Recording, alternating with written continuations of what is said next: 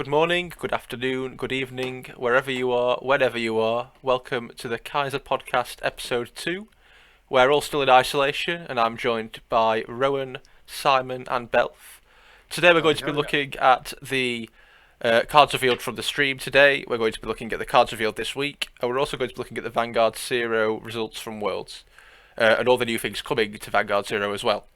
But before we get into that, it'd be interesting to see how, as we enter our third month as isolation, our third month without any tournaments, and also our third month with delayed releases, what people have been up to. So, Belf, what have you been doing to keep yourself busy and engaged with Vanguard over the last few weeks? I've mostly just been trying to test like new decks before they come out on things like area or tabletop. I haven't really been buying cards because obviously we don't really have products that are coming out as of late. I know that the Chronojet trial decks and stuff like that aren't coming out until next month. We're still waiting until July for the next stage. I have no idea when like set 8 is even supposed to come out, and that's a set I'm really looking forward to as a Kagero player. And that set has two VRs in it. But honestly, a lot of it is just I'm using the official Bushy Road server for remote fights a reasonable amount, just trying to get my premium fix in there because I don't think anyone really misses playing standard that much. It's still kind of boring, in my opinion. Um, Other than that, I've just been buying the odd pack online. Support your local game store. That's something very important that you need to do during this kind of lockdown. These guys are definitely taking the brunt of the hit. Order like a few packs, boxes, supplies. Just try and keep them afloat through this sort of time. Other than that, I've not really been doing much. Like other than that stuff, Vanguard related. How about you, Ron? Um, well, I've basically been filling the Vanguard-shaped hole with Zero. So I've just been playing the phone game constantly, pretty much. I've got two accounts now, one for the channel and one that is just my main account. So I've been logging onto the channel account even when I haven't been recording to make sure I get all the daily stuff, trying to get the packs to open on camera for the channel. I've been doing the single fight things. What are they called? Like the Ibuki thing where you roll the dice to see The single what player happens. stuff. Yeah, because a new one got released the other day, which was Magister Lord Blaster. So it's basically the exact same, except when they attack, the dice rolls do different things. So, for instance, if you get a 6, then for the rest of the game, it's an 18k base with a critical for the rest of the game. Yeah. So I've been doing that. So from what I can tell, that thing is just if you play a force deck, you're almost guaranteed to win. If you play any other deck, you're almost guaranteed to lose. Other than that, just channel stuff really. Cool. Not really much else. Simon. I've been keeping myself up to date with the cards. Basically selling from the trade group, like selling some cards that are like hyped up. Play testing with Max a lot on tabletop or area, and that's pretty much it. Just like keeping myself updated with the new Vanguard stuff. What about you, Max? Um, yeah, pretty much the same. I think I've probably been buying more cards than other people at the minute. I've been trying to build up decks that I see cheap, while kind of people aren't playing. People are selling things that they can't play with. People aren't working, so they're wanting to make some money somehow, and selling cards seems to be quite popular at the minute. I've also been buying a few boxes. Boxes set 3 and set 2 have been really cheap in the UK for the last couple of weeks. We can get the boxes for about £20 now. So, just kind of for something to do. I'm not really after anything from those sets, but just to kind of fix boredom, I've been buying boxes just to open packs for the fun of it.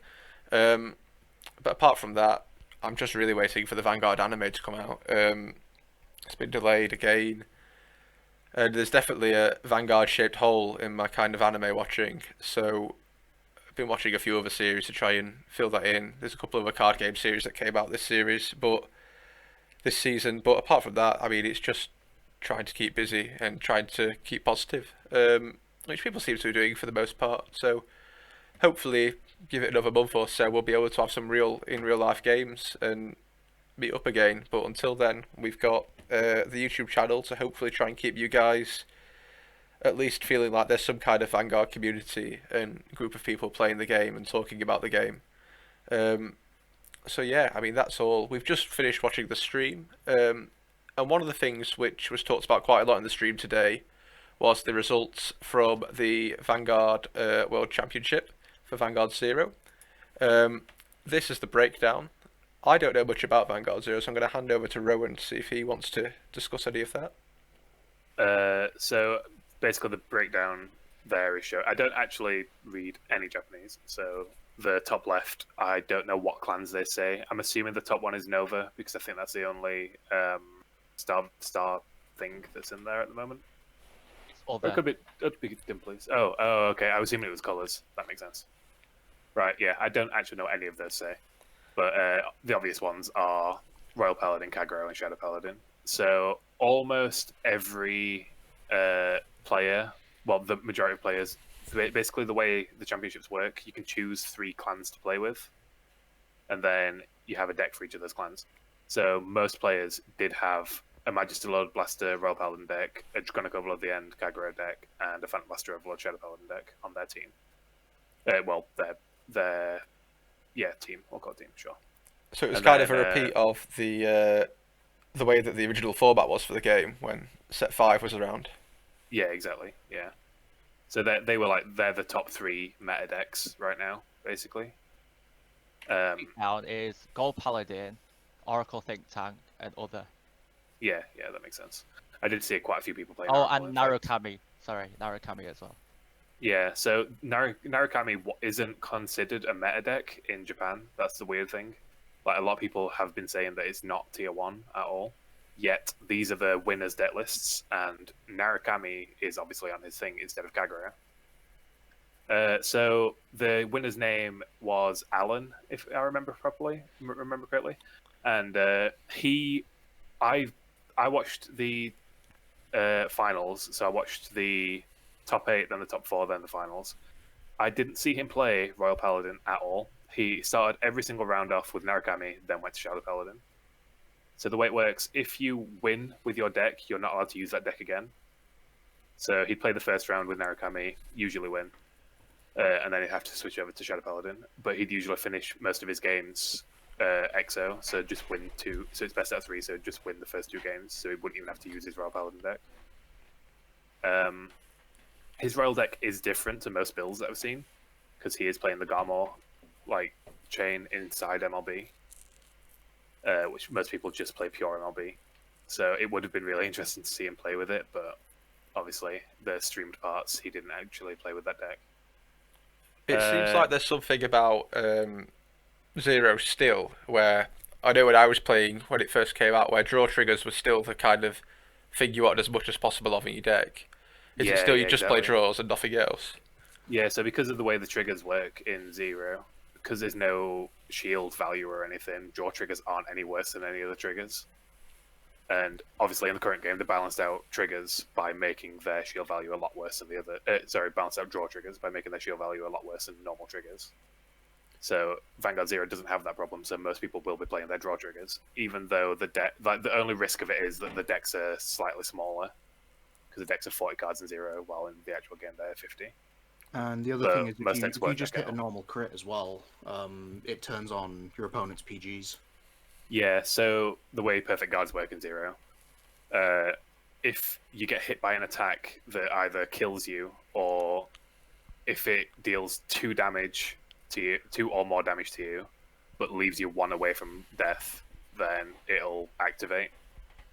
So if you're on 2 damage and your opponent hits you for a crit 3 attack, they're not going to kill you, but they'll take you to 1 away from death. So your PG will activate at that point. So crits aren't considered that good. They're really useful for playing like the story mode fights or the AI fights, because you can just spam your opponent with crits and hope for an easy win. But in PvP, they're not considered particularly good, from what I've noticed. So do you think following the championship, following kind of the big 3 decks being way over 3/4 of the meta played and the draw trigger thing, do you think that Bushiroad are going to have to address this, or do you think things are healthy at Zero and there's no need for any kind of limitations? No, I think it's fine at the moment. I think there are enough different decks that can win at the moment in Zero. So there's at least 4 that we can see straight away, because there's obviously V3 and then Kagura. So that's at least 4 decks that are going to be doing well, but they're going to be releasing a new set soon anyway, as far as I'm aware. And the new stuff will be like the new stuff that'll get released soon is going to be stuff like Great Dayusha, who's got a superior ride, and then it's also a cross ride, which will be insane, I think, in Zero. It's interesting that golds haven't seemed to come up in this, because golds are released in Japan, aren't they? Golds are considered meta as well. Like, they are quite good from what I've seen, but not. Apparently, they haven't done well. Like, maybe they're good, but just not against any of the other top decks. I know that gold are specifically good against Narukami. Right. Okay. I think if you play golds against Narukami, I think golds do come out like 90% of the time as a winner. Right. But I think if you play golds against Royal Paladin, Shadow Paladin, or Kagura, I think golds usually lose. I think the other thing's going to be that they haven't really finished supporting these clans with their initial waves. Like, I know that Gold Paladin still doesn't have everything, like, and then that it's probably going to go and pick up Liberators as well when they move into Season 3 and that sort of stuff. Narukami doesn't have whatever the Vermilion cross ride was. I think it's the Blood. Yeah.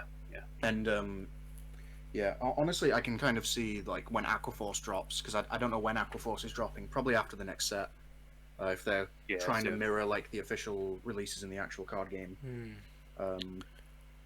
I think that's going to end up being, like, that's going to be the next big 3. They're probably trying to mirror the official game, so that people who played those big decks in paper can probably, like, relive playing those decks in Zero. Like, I'm personally looking forward to playing Dote, because I didn't get to play the original Dote format or the original Dote deck, so I'm super looking forward to playing that. Oh yeah, if there's one thing that Zero is good for, it's definitely nostalgia type stuff. Like, just being able to play with the old cards is amazing. Yeah, weren't there also a few like balance changes in Japan as well? Honestly, I'm not sure. Like, there were a while ago.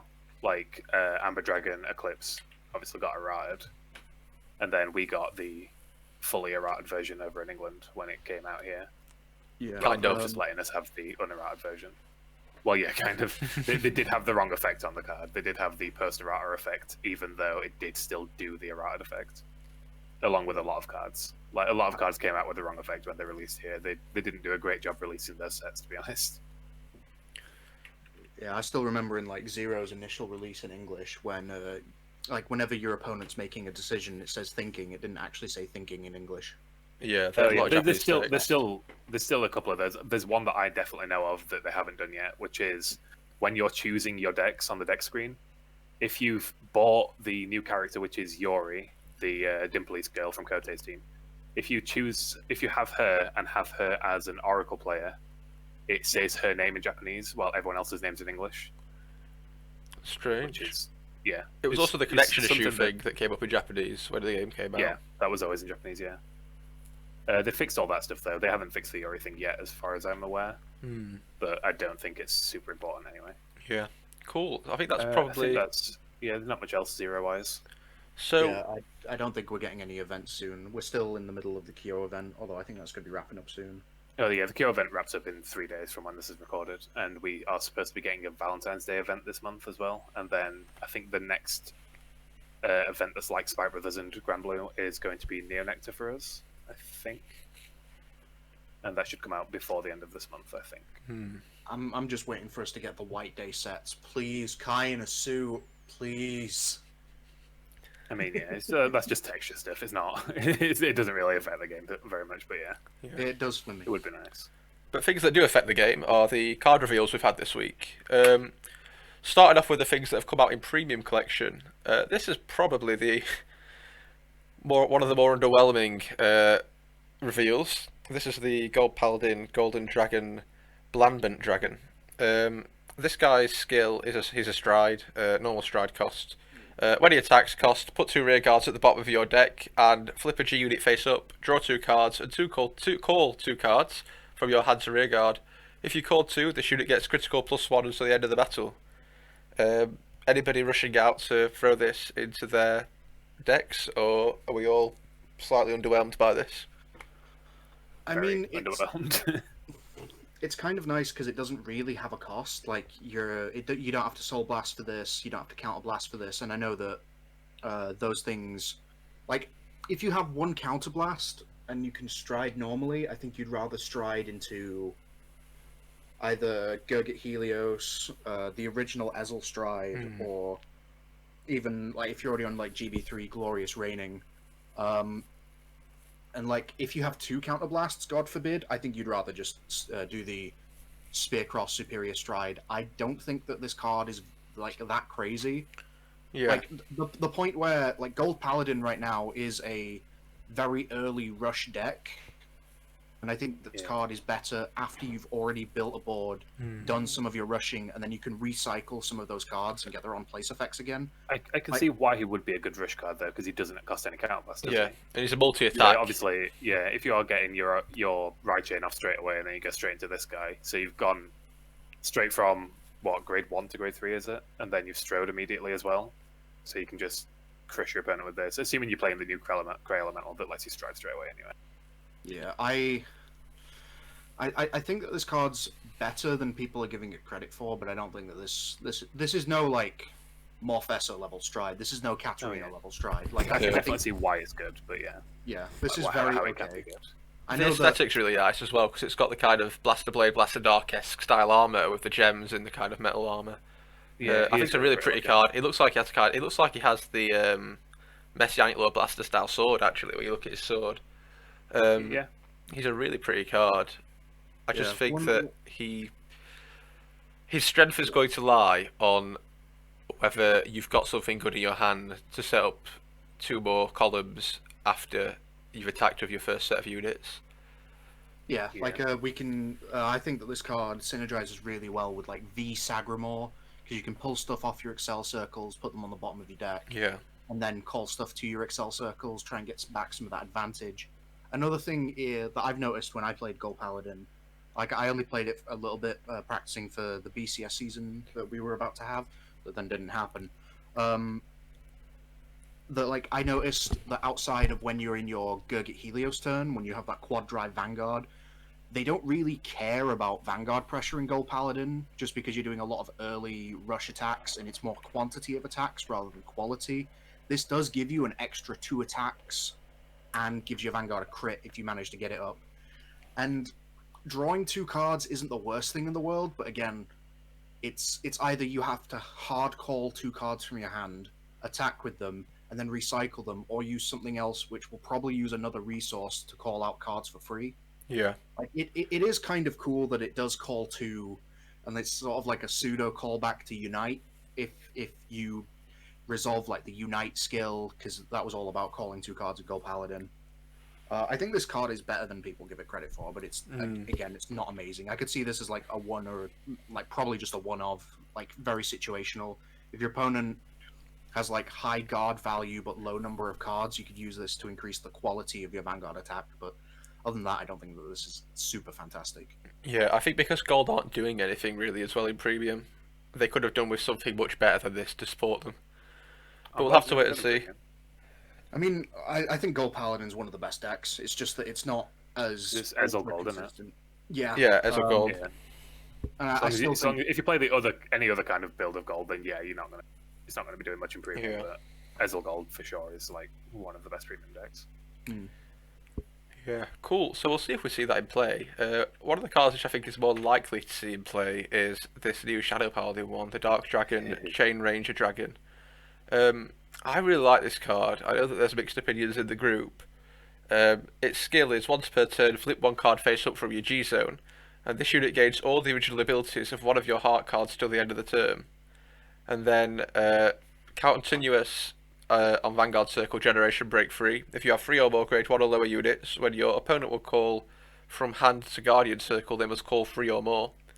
We've seen a very similar stride revealed in the Royal Paladin one that was revealed in this set as well, with the idea of kind of copying the skill of heart cards. But it's the second ability, which is going to absolutely destroy your opponent's hand, which I think is the really interesting one. When I first saw this guy, I was really underwhelmed, and then I started thinking about what it can actually copy, and it can definitely be very, very insane. So if it for instance, if it copies Phantom Blaster Abyss, the Legion, it can use Legion to become a Legion mate with Blaster Dart Revenger Abyss, and then it'll also be able to use the Legion skill of restanding as well. So if it's doing that with the forcing your opponent to call 3 or more cards from their hand to Guardian Circle, then you're going to be getting 2 triple drive attacks, forcing your opponent to call at least 3 cards to guard with. And then you've also got other like that also opens up, because it's the Legion is a Revenger card. It opens up to loads of Revenger cards. So I know there's a grade 2 for Revengers that you can count as 1. Make it so your Vanguard gains the ability that when it attacks, your opponent has to retire a rear guard. If not, they can't guard. So you'll be able to do 2 attacks that forces your opponent to retire a rear guard on each attack, and then you're forcing them to either not be able to guard or they'll have to guard with shit tons of cards. So the big question, be insane. The big question with this card, Rowan, is will it fit in the G zone? Because of course there's lots of really good cards, but one of the difficulties we have in Premium is that there's so many cards which are so great that actually we have to leave some of the really good ones out because of how good other cards are. Do you see this going in? Depends on your build. I don't think it definitely won't go in. Well, you might play a 1-of at most for the second effect in Luard. So if you're in a really bad situation, you know your opponent's not got very many cards in their hand, but you can definitely get 3 grade 1 or lower units out. You might be able to use the second skill, but other than that, I don't see it getting much play in Luard. If you change your entire deck to a different kind of deck, then yeah, it'll be great. It's like even if you just play the standard version of what Shadows is now, so you play the Mordred build, so you can have this just gain Mordred skill.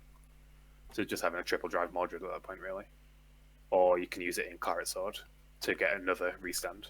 But I that'd mean, be a triple drive, then a twin drive. With the Mordred deck, that would be 15 cards out of hand minimum to guard every attack, wouldn't it? Because if you had 2 Blast of Darks on rear guard circle, so it could be really good. This doesn't only stop your opponent from guarding this card with 3 cards. They have to guard every attack with 3 cards. So obviously, attack with both your Blast of Darks, they have to guard with 3 cards or more. Then you attack with this, they have to guard with 3 cards or more. Restand both your Blast of Darks, attack with them again. That's 5 attacks where they've got to guard with 3 or more cards on every attack. Assuming that they will die from one of them. I'd be really upset as well. 2, then yeah, they'll probably die from each attack. If I was having to guard 20k Blast of Darks when they've got force markers on rearguard circle with 3 cards from hand on the first set of attacks, that's going to really upset me having to waste that much advantage from my hand. So I can see this being a really triggering card. That'd involve you getting up to GB3 as well. Yeah. On your first stride. So if your opponent's made the mistake of attacking you while you're on grade 3 on their turn, letting you G guard, then yeah, they're probably gonna die. Yeah, I can see this card working well with Claret as well. Like oh god, yeah. Like Claret, it's not very hard to reach like the higher ritual counts. Like I think this could just be a good first stride if you want to play like that more Claret oriented Shadow Paladin, because it in itself in Premium is not that bad of a card. Putting triple drive on Claret, getting the restand if you want to like bind some extra spare grade 1s. Like, I mean, it's not amazing, but I think it's okay. I think it's a playable line, but whether or not that's better than jamming this in Mord or normal Luard, it remains to be seen. The only problem with Claret would be Claret's first skill is an on place, and this guy's an act, so he won't get Claret's first skill of milling cards and gaining power. Yeah. One thing I do want to see somebody do in Premium with this, can somebody please copy Gust Blaster Dragon's effect and just one-shot someone with this? I would love to see that. That would be really cool. It does open up a lot more Shadow Paladin builds, which I do look forward to. Yeah, cool. So our next reveal, I think, is also from the Premium collection, and it's for a clan which I think we're probably less enthusiastic about than Golds and Shadow Paladin. It's Tachikaze, the world-renowned best deck in the game. Destruction Tyrant, Gunch Irench. I don't know how you pronounce that. Gunchu Raptor. Gunchu Raptor. So this guy's skill, if I can read, which clearly I can't, is Vanguard Circle. Once per turn, when your rear guard is placed from hand, you may attach 3 cards from your drop zone as a quick gauge to that unit. Auto Vanguard. When it attacks, cost Counterblast 1, G-Flip, Stand all your rear guards with 3 or more gauges. Choose the same number of your opponent's rear guards as units stood and retire them. I found where the other 3 copies of Anger Blader from Standard went. Yeah. Um, I've only played Tachikaze in Standard recently, so I never played it when Anger Blader was at 4. But when I do hit that one Anger Blader, it does like shoot off. I think that this card is like really, really good. Yeah. Like I know Tachi in Premium, it's all you really do is you really just use the restander Gluttony Stride. I think it's Gluttony Neberos, which doesn't really cost any counterblast. But I think if your opponent gives you a counterblast first stride, you just go into this thing and you pop off. This being able to give you equip gauges from drop zone means that the things that you either retire to engorge or you retire to your own effects, you can now recycle them.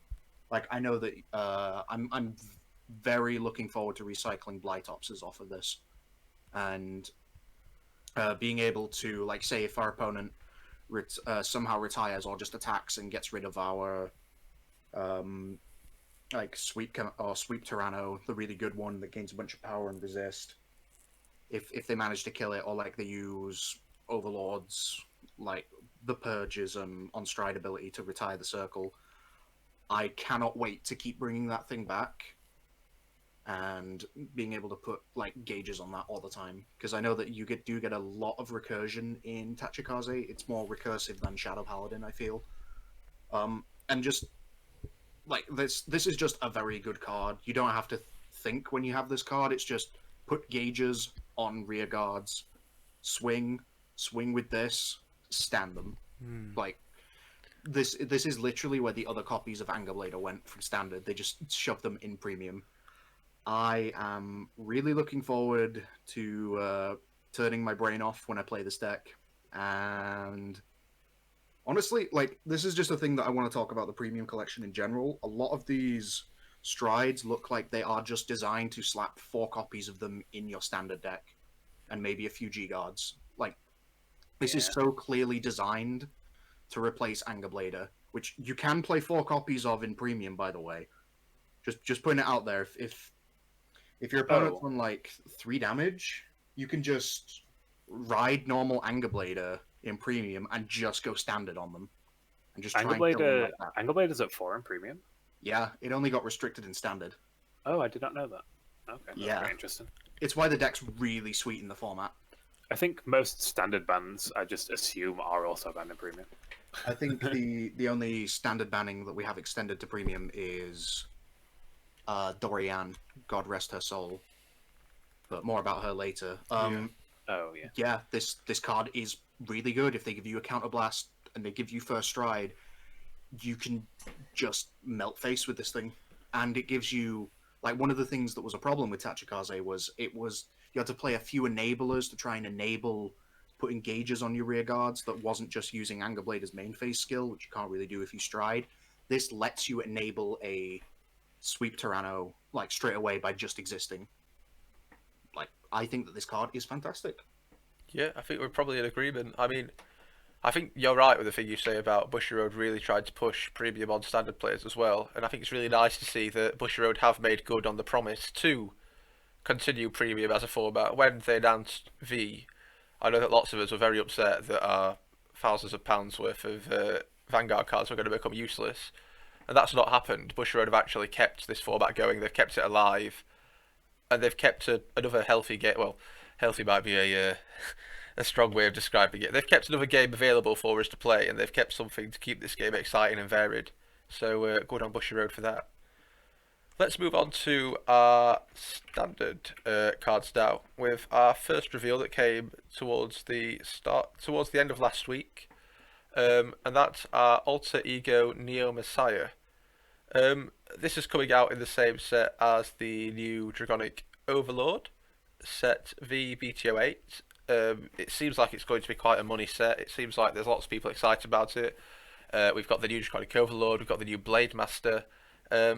Is the new Dimension Police stuff in this set as well? Is that right? Yeah. Yes. Yeah, the Dimension Police stuff's in here as well that we looked at last week. So there's lots of, I mean, we've not really seen anything that we'd say is bad up to now from this set, I don't think. So let's look at the skill of Alter Ego Neo Messiah. Its skill is once per turn, Soul Blast 1, and put 2 cards with different names from your drop zone on rearguard as locked. That will become relevant when we look at some other cards soon. And Auto Vanguard, when it attacks, unlock any number of locked cards, and those unlocked units gain plus 10,000 power until the end of the turn. This seems pretty spicy to me, especially with the other reveals we've had, but I'm definitely not somebody who is a frequent Link Joker player. I play Ida Messiah deck in the G format, but I've not touched them in Standard. Charlie, what do you think about this? So I have only really played around with Link Joker a little bit in Standard. I would consider myself more of a deleter player than a Messiah player. The number one problem with Link Joker in Standard is it shares the same problem with Kagero in Standard, is that it does not have a good grade 3 turn. Like, most of their good cards either say you need another grade 3 in the soul, like the Deleter VR from set 4.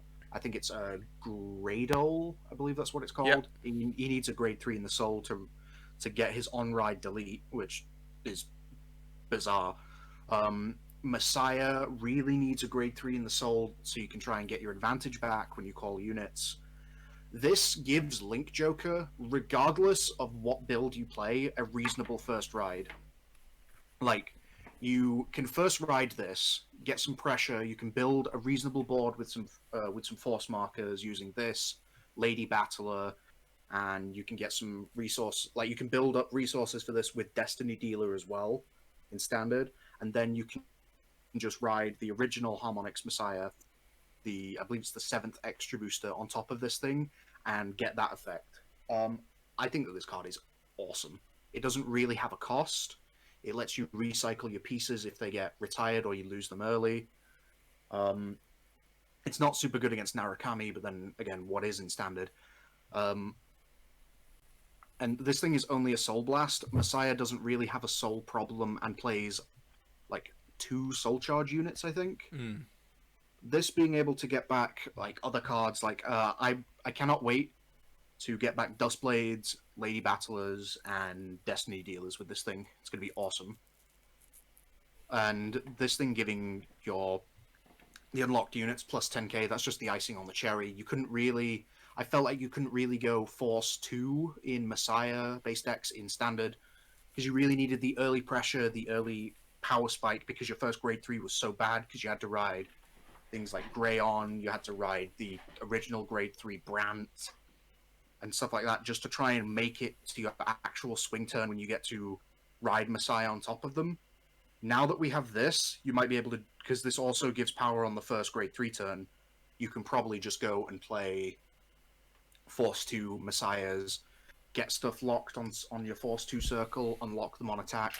I think this card is very high quality, and I am looking forward to playing this deck. We should probably bring the other Elite Joker cards into the conversations that have been revealed, so let's look at those two. So the first one, to me, is really unique. It's a 30k grade 4. It's called Genesis Machine Deity Volkergedi. And its first skill is you cannot ride this card. I think it's the first grade 4 in Standard that you can't ride. Correct me if I'm right. If I'm wrong. I can't think of anything. I think you're right. And then its rearguard skill is when it's placed on rearguard, retire this unit. So we've got 2 skills that are going to make this guy very hard to get out. So if we can't get him on Vanguard Circle, we can't place him. We must have to call him in lock state. And that goes along with our Messiah skill, which unlocks unit when it attacks. Then its Vanguard skill, a rearguard skill, is auto at the end of the battle that this unit attacks a Vanguard, lock it, and one of your units gains plus 10k to the end of the turn. So, I mean, I don't quite know what to say because it's just so different to what we've seen already in the game. Clearly, this card is going to see play, I think, in Messiah. But are we going to be at risk of bricking with this card? Are we going to find that this card's going to be really bricky? Or are we going to find this card is absolutely nuts and it's just a free 30k swing on your board that boosts your other units? What are your thoughts? I can see like normal Messiah playing one copy of this, because when you ride the normal grade 3 Messiah, you can search your deck for a card and call it as lock. So you'll be able to just play one copy of this, and even if you end up drawing it, you can just use it as PG fodder. You can normal call it, put it in the drop zone, and then call it back with the new Messiah. This thing being able to lock itself, and then when it locks itself, it gets to give 10k to something else. I think that this is a premium plant, in all honesty. Yeah, I don't think that this is designed for standard. He said you can normal call it, but you actually can't do that in standard because he's a grade 4, right? If you have The grade 4 brand. So oh yeah, I suppose. you have the grade 4 blood, or if it's placed anyway, even superior placed. If it's not called locked, it dies still. So even if you had something like that called something from deck but not as locked, it would die. Yeah. I think the big thing about this card is it's going to be your opponent is going to want to get this off the board in the next turn, because yes, you get one 30k attack off of it the turn it's called when it's unlocked by Messiah, but after that you're going to be attacking twice a turn with this card because you're going to attack with it, locks it, give 10k to a rear guard or your Vanguard, attack with Vanguard, unlock it, attack again. So this card, after the turn it's called, just becomes an absolute beat stick, which is going to be, minusing you so hard. So I think this is going to be something which people are going to have to waste big attacks on to get off the board, or waste skills to get this card off the board as quickly as possible. Yeah, I think it is what Belf said about the Force 2 as well. I think this guy is going to be insane with the Force 2. The other thing is, I think that this card is going to be about as good as Narukami isn't as good, because Narukami will just not care about this, and they will just bind this, and you can't recycle it, and you can't loop it anymore. But like against other traditional retire-based clans, like if you retire this in, say, like Kagero, Tachikaze, Shadow Paladin, this is also a fantastic choice to retire off of Blaster Dark. Like you can just use the new Messiah, just ride another copy, or just Soul Blast another copy, and just get this back for free every time. This thing just builds power columns by itself, which was one of the things that I had a problem with Messiah. It didn't make its own power columns early enough. It had a good amount of superior call, but the numbers it actually made weren't super impressive. And this definitely gives you that more early game advantage. You can just play one copy of this. So with the Blaster Dark thing, for people that aren't aware, the big difference is, of course, that for Blaster Dark, your opponent picks what they retire. Unlike the traditional, because Blaster Dark skill is your opponent picks a rear guard and retires it, isn't it? Yeah. Sorry, I didn't know that. So that's the big thing, isn't it? That actually, if you're playing this, you just bounce your opponent to retire off of this because you're going to be able to get it back so easily. Yeah, people are going to be seeing Blaster Dark a lot more often now as well, considering it's getting played in Majesty Lord and in Shadows. And of course, during your opponent's turn, this card isn't going to be doing anything for you anyway, because it's not got a shield value, and you're not going to want to waste it on an Intercept or anything like that. So it is quite a good target to pick to waste your opponent's Blaster Dark skill. There is one more Link Joker card, I believe. Yep, the grade 3 with 0 power, so like going from one extreme to another. And this is Imitate Deleter Bawon. This card's really reminding me of Copycat from Yu-Gi-Oh! But we'll go through its skill. At the start of each battle phase, choose one of your opponent's vanguards, and for this turn, this unit's power increases or decreases to become the same as that unit's. So unless you're playing some kind of premium extreme fight deck with Zeal in it, this card is almost definitely going to be increasing. Not necessarily. Because it's a deleter, so it's going in deleters. So it's going in deleters as well. Where your opponent's Vanguard has 0 power. So this would have 0 as well. A lot of the time, yeah. But it's an auto, so it wouldn't. So you'd use this card's skill first, and then delete their unit. It depends when their unit gets deleted. Because I'm pretty sure they have one that deletes it during the main phase. If I'm not mistaken. Yeah, or both of them maybe do. I don't even know. Even the new one that got revealed last week, they all delete main phase, I believe. The difficulty there is that this card only works in the battle phase. Yeah, he only works in the battle phase. He is a rare, so he could be one of these cards that Bushiroad is just putting in to fill out the set. But maybe there's something he's going to be abused in. He might be good in premium, but I don't think he's very good in standard at all. Also, what happens if a 0 attack card attacks a 0 attack card? I assume the attack still goes through. Yeah, it does. I assume there's no rules about that. I don't know. So even if you had like a card that's got -5k attack or something with -5k, as long as you've got the same or more. I assume it still deals damage, right? Yeah. I think that this card again is just another premium plant. I don't Like, think I things think- with minus power do hit. I'm pretty sure they don't hit, and I'm pretty sure zero attack doesn't hit. But we can clarify that because, of course, when something's shielded, the power that remains is what's needed to hit. And if there's no power remaining, then it wouldn't hit. So I'm pretty sure it won't hit if it's zero and your opponent's zero as well. But perhaps there'll be some clarification on that from the comments. Yeah. I just want to mention that I think that this is 100% a premium plant. Like this card reminds me a lot of Freeze Ray. If you guys remember that old Link Joker card, Yeah. and that's a more defensive option for a grade 3. So is this. I can see that this card is going to be hilarious when your opponent has like an 80k restanding Gallop, and you go, cool. Here's a crit trigger to pass. Oh yeah, I see. Yeah, because he works in your opponent's turn as well. It's not just your battle phase.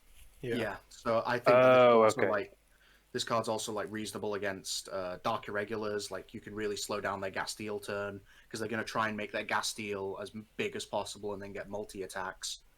I don't think that this is going to see much standard play, but I think I'm that not convinced it'll see much premium, because actually, apart from it gaining power on Vanguard Yeah, but you Circle, can it doesn't do anything. You can stride on top of it though. Granted, You can the stride stride will on only be a top. 15k base. Yeah, but I just don't think you it's can, going you to can still see. stride on top of it. I just think I it's a mean- bit. I think it's a bit crap, to be honest, guys.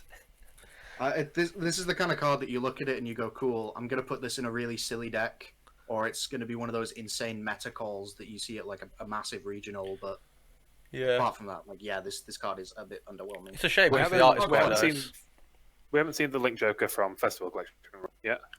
We have, it's the one that Oh. on attack removes gifts. Oh yeah. Okay. I was just thinking maybe they bring out some bullshit deleter guy, but no, Yeah. it's not. This thing does have a deleter name, so you can like stride Egorg on top of it Yeah. and stride like all of those guys. Well, like I said, It's they'll got- still only be 15k base. I don't think you really care that much because No? you can. I think those strides also delete your opponent's Vanguard, and you can build your own power, and you can restand your own guys with the new given. But yeah, Well, I think it's trash. But let's leave it there for that one. We'll move on to the things revealed from the stream today.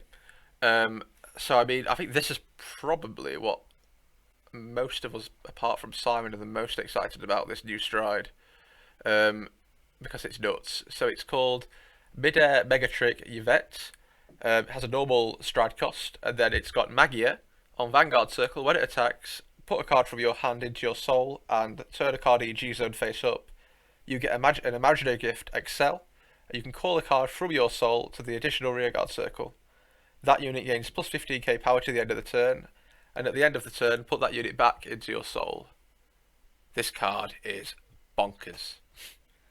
like it's Yeah. it's not even this card that makes this card busted.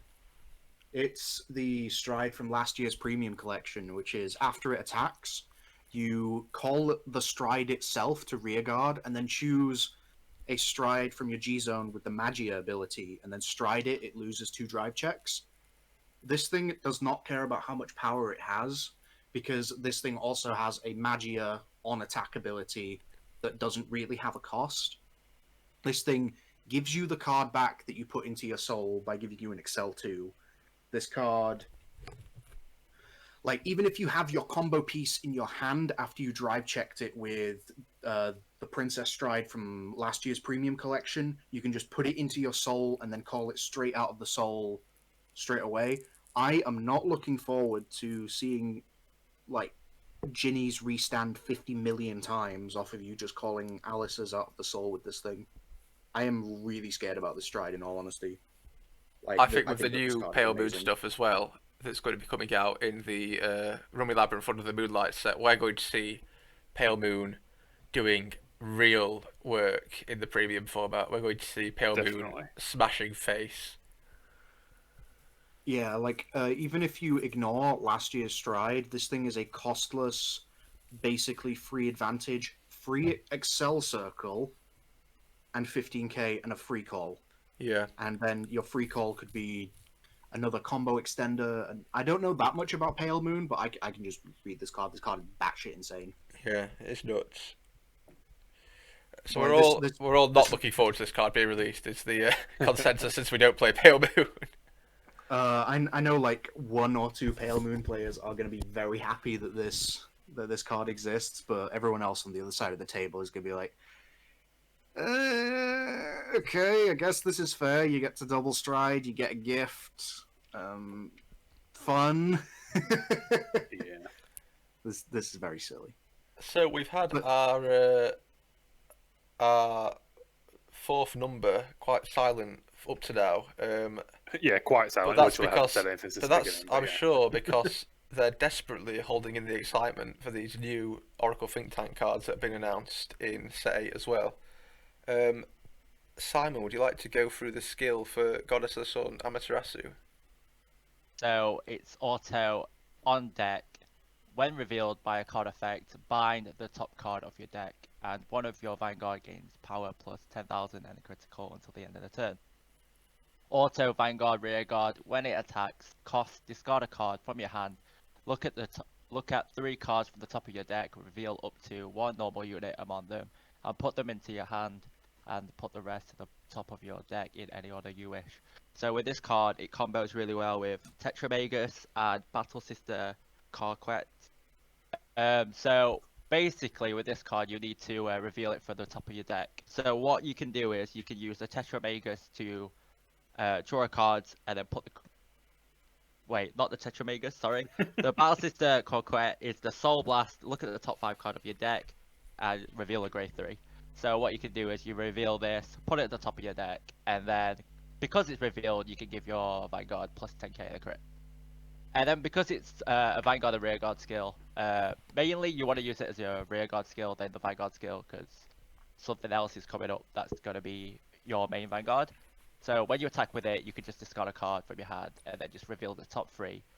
And then obviously get like a normal unit. So if you see another Goddess of the Sun Amaterasu, you can put it at the top of your deck, give your Vanguard another 10k in a crit, and then put the other two cards, which could be triggers, to the top of your deck also. So this guy is going to basically be.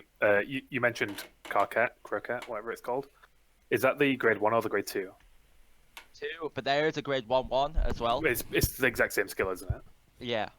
So Oracle still hasn't had their Stride Fodder clone. So we've had like Lava Dragon thing for Kagero. We've had Branwen for Shadows.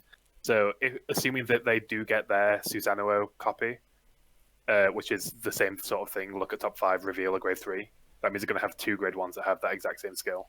Which means no matter which grade 1 ride you get out of those 2, you're going to be getting plus 10k and a crit on your grade 1 ride.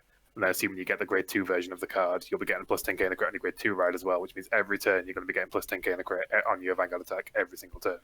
Which seems insane to me. And another thing that you can do is you can also play like the grade 1 Kuor Magus, the one that lets you look at the top 2, put 1 on top, 1 on, or like you can order them however you want, and you'll be able to guarantee set this up so that you can hard draw this if you need to as well. I feel like there aren't that many cards that reveal stuff, but I feel like almost every card that you'll be playing will be the few cards that do reveal stuff.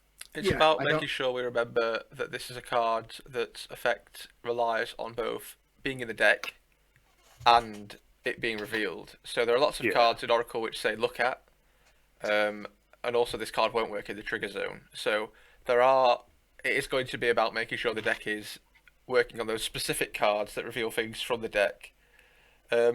Simon, one of the things which really interests me about this card is I really liked CEO Amaterasu when it released in VBTO1.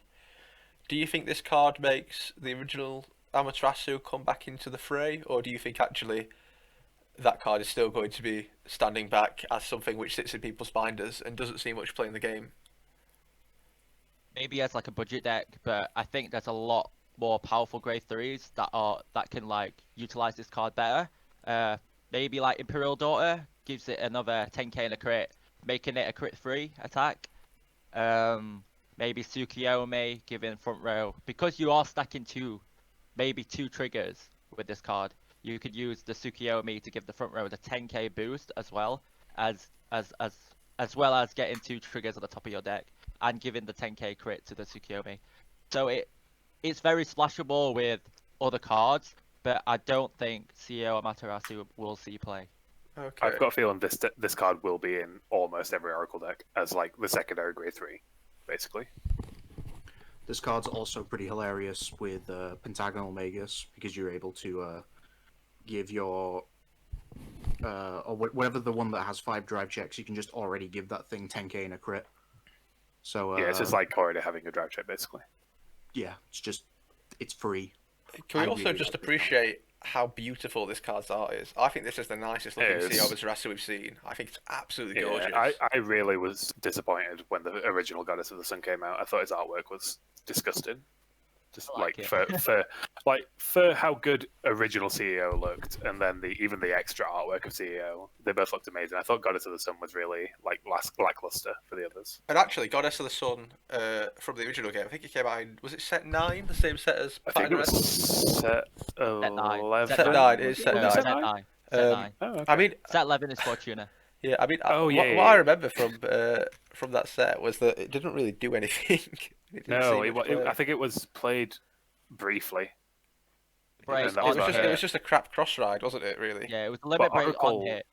Yeah, Oracle became really bad after that, didn't they? Because Because Genesis came Mikasi out. just stopped playing it. Yeah, she just started playing Genesis instead. Yeah, So we I like think didn't that get this- any Oracle support for like a good 5 sets or something after that. As it far was as I remember. ridiculous.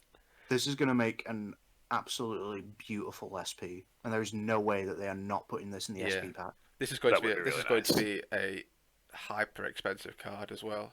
It's going to be so expensive as a For a triple rare, as yeah, a it's full going to be art, like a and minimum as a £10 art, triple right? rare. Yeah, I'd say because it's going to be needed in Oracle. every Um, Oracle deck. I So- think that this card's also pretty good in premium because you have a bunch of the old reveal stuff there. Yeah, I you imagine can- this will be insane in premium too. like this also giving an extra crit and 10k to your restanding OTT Vanguard that we saw last week. Like, sign me up, man. Yeah. I'm into this. I'm into restanding Vanguards with a crit. I'd play fucking Kagero. Yeah. Let's move on to what I think. I think this is our last card reveal from the stream today. Just so we're keeping in with good timing. It's a card which I know lots of people have been excited about from the announcement of Set 8. I don't think it's the last VR to be revealed from this set. I think there's still one We more. still have 2 more. Two more. Yeah, but we this still is, need to see Grand Gallop and the Cross. Yeah. So this is Supreme Heavenly Battle Deity Susanoo. Or Susanoo. Depending on how you want to pronounce it. Susanoo. Or Susanoo. So let's Simon, do you want to talk about this card a little bit? I'll read the effect first. So when placed, look at the top 2 cards from the top of your deck. Reveal up to 1 card among them, and put it to the top of your deck. And then put the rest to the bottom of your deck in any order. Okay, act. This is like really important. Vanguard, first turn, cost Counterblast 1 and Soul Blast 1. Reveal the top 2 cards from your deck and put them into your hand. And then activate all of the triggers, effects of the revealed cards. If your soul has a grade 3, reveal 3 cards instead of 2. So with this card, it's crazy. It combos with like a lot of cards. So first, it combos really well with Goddess of the Sun, giving this card an extra crit and 10k because you could just reveal the top card and place the Goddess of the Sun at the top of your deck. It combos really well with Tetramagus because if you do put the CEO on top of your if you do use the CEO effect to give it the 10k and a crit, you can then use the Tetramagus to +1, then put another crit on top of your deck, giving this card a crit-free attack.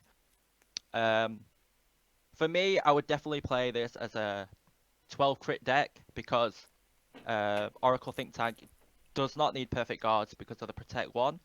So with this, you could literally crit your opponent to death, and hopefully we're going to get like a new critical trigger with the Sentinel crit. Yeah, And that'd I be think- amazing for this deck. I think this deck would be like absolutely crazy. There's a grade 2 searcher that can search this card. There's Koro Magus that works really well with this card. Like, look at the top 2 cards of the deck. There's Rectangle Magus. It gains every time you trigger drive, you get the 5k. You could look at the top 2 cards of the deck. So literally, it's like endless possibilities of like stacking whatever you want on top of your deck, and just like every turn critting your opponent to death. I think that's pretty much what. Oh yeah, so this card having the act ability basically is you can set up anything you want to do, like stack as whatever card you want, and then activate this card's ability anytime in the main phase. So that's why I think that actability is very important. Does rectangle definitely work with this? Like with the because rectangle says when you activate a trigger effect, it gains plus 5k, right? That if definitely it's works with this card's effect, right? If it's activate a trigger effect, then it'll work. I If it's don't your know the dri- exact wording. if it I says should your have No, drive no, no, one check, no. It's not somewhere that in here. it's not that ability that I'm talking about. That's when you drive check. It's the first effect where when you place it, Cal +1, Soul +1. You look at the top two. So what you want to do is you obviously add whatever you want, Yeah. and then stack like maybe a crit. So then you can reveal that later on with this effect, or stack Right. the Goddess of the Sun Amaterasu. The second Oh, okay, I ability got you. is just when you drive check a grade 3. I mean, Yeah, when you yeah, I've drive just check read a it crit now. trigger. Yeah. That's a bit disappointing. I thought it was when your trigger effect is activated. That would have No, been so no. much better. I mean, I can understand, but I still feel like you would still definitely play the Rectangle Magus in this deck. Well, I think this rectangle deck magus is has been played. it's been a staple for all the Oracle decks since it came out anyway, hasn't it? Yeah, Pretty much. Uh, I think you still play in Tsukiyomi and also obviously Magus. yeah. So for me, the core cards are definitely Koro Magus, Rectangle Magus, Battle Sister Corquette, And the Tetra grade 1 Magus. version of that. Yeah, obviously the Grey 1 version, and also like Goddess of the Sun. Definitely playing the 12 crit and not play the draw trigger PGs anymore, and just Yeah. like it's a protect 1 deck. There's no way you're gonna go protect 2 with this deck. You just every turn crit pressure, your opponent's gonna die, and this deck's insane. Yeah, nothing would make me happier than playing against this deck and they choose Protect 2. I'd just be there like, okay, cool, I win. Good game.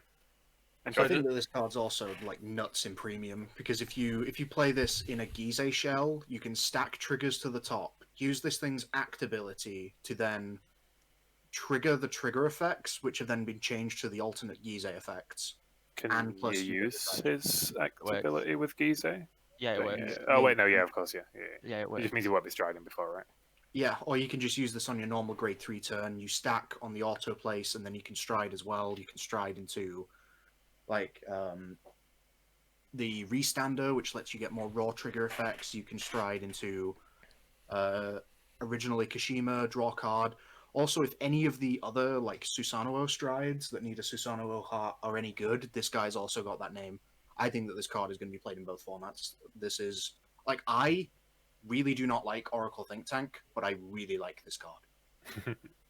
I actually think this card makes Oracle like tier 1 back to tier 1 again, and it makes Yeah. protect like because you're playing 12 crit anyway, so it just makes like because protect hasn't seen much play, so I feel like with this deck it brings back like protect. I think this new set is very power creepy. Like, I think every deck in this new set has seems like it's going to be tier 1, maybe tier 2, like tier 1.5 as at a push. I don't think any of these new decks are stronger than, say, Revon, stronger than, say, Vanquisher. Really? But I think they're all think, about the same power level. No, Which I is think fine. I'd I definitely think say OTT is stronger than Vanquisher. I think Vanquisher obviously is the best deck right now, or if not one of. But I definitely would say Oracle, because of Goddess of the Sun specifically, is better than any other deck right now. I think we're going to need testing to figure that out. But Oh yeah.